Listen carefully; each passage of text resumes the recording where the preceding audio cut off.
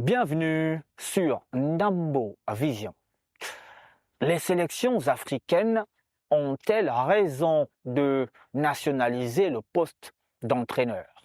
C'est la question que beaucoup d'Africains se posent aujourd'hui.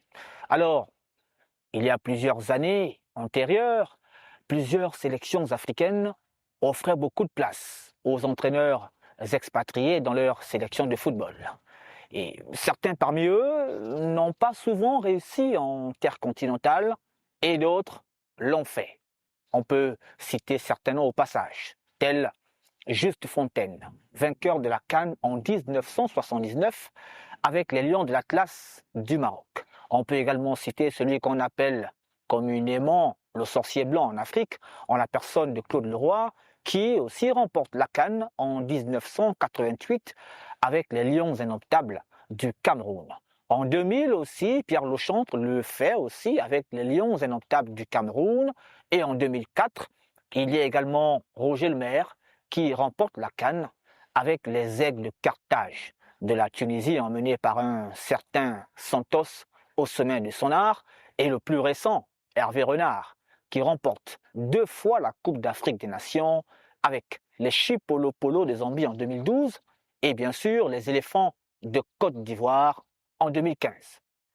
Des prouesses qui sont reconnues en terre continentale et qui ne souffrent d'aucune contestation.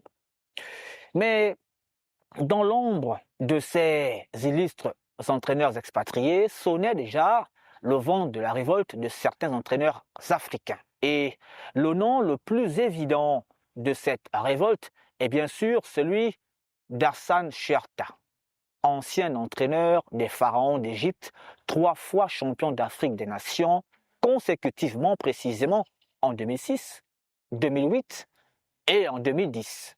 C'était tout simplement extraordinaire. Et à partir de là, la leçon commençait à bien passer dans les sélections africaines. Tenez, en 2013, Stéphane Keshi remporte la Coupe d'Afrique des Nations avec les Super Eagles du Nigeria. En 2019, Djamel Belmadi remporte la CAN avec les Fennecs d'Algérie emmenés par un certain Riyad Mahrez, aussi au sommet de son art. Et en 2021, récemment, Aliou Cissé remporte la Coupe d'Afrique des Nations avec les Lions de la Teranga du Sénégal, avec à son actif un Sadio Mané intenable. Et n'oublions pas, 2022, Walid Regragui joue la demi-finale de la Coupe du monde de football au Qatar avec les Lions d'Atlas du Maroc. C'était une première avec une équipe africaine. Là aussi, clairement, le bilan est très positif. Une positivité, toutefois, qui, jusqu'à présent, n'arrive pas encore à trouver l'assentiment de certaines fédérations d'Afrique subsaharienne.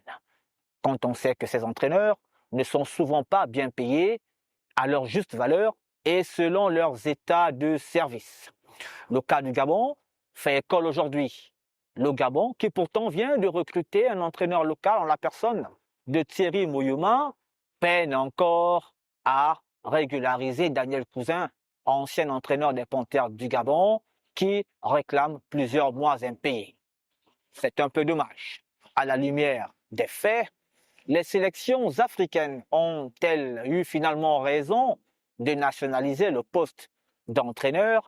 Mais encore, faut-il qu'ils soient aussi bien traités que ceux qui viennent d'ailleurs pour éviter de tomber dans ce que l'on pourrait appeler un complexe d'infériorité qui n'honore surtout pas l'essor vers la félicité du football continental.